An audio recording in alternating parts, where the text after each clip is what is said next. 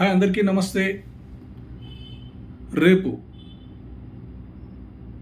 మన దేశంలో జరిగిన సార్వత్రిక ఎన్నికల్లోని ఓట్ల లెక్కింపు ప్రక్రియ కొనసాగబోతుంది. అయితే ఓట్ల లెక్కింపు ప్రక్రియ ముందుగా మీకు కొన్ని వివరాలు తెలియజేసుకోవాలనుకుంటున్నాను.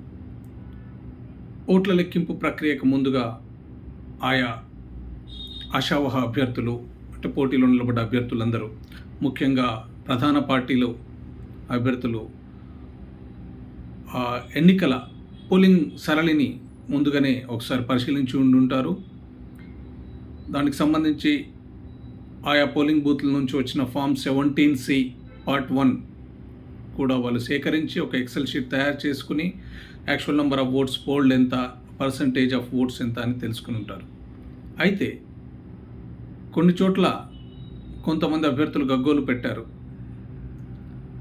ఎందుకంటే ఎన్నికల కమిషన్ కేవలం ఓటర్ టర్న్అవుట్ పర్సంటేజ్ ఇస్తుంది, actual number of votes fold ఇవ్వలేదని చెప్పి దీనికి సంబంధించి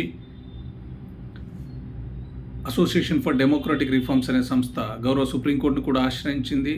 అయితే ఎన్నికల కమిషన్ ఆ సమాచారాన్ని ఇవ్వడానికి ముందు ససేమిరాంది, ఆ తర్వాత చివరిగా వాళ్ళ వెబ్సైట్లో పెట్టారు. అయితే ఇండిపెండెంట్ అభ్యర్థులకు కొంత ఇబ్బంది లేకపోలేదు. ఎందుకంటే వాళ్ళు పోలింగ్ ఏజెంట్లు నియమించుకోలేరు, కౌంటింగ్ ఏజెంట్లు కూడా నియమించుకోలేరు. అయితే ప్రధాన పార్టీల అభ్యర్థులకు తెలియజేయనిది ఏమనగా, మీ దగ్గర ఉన్న ఫామ్ 17C పార్ట్ 1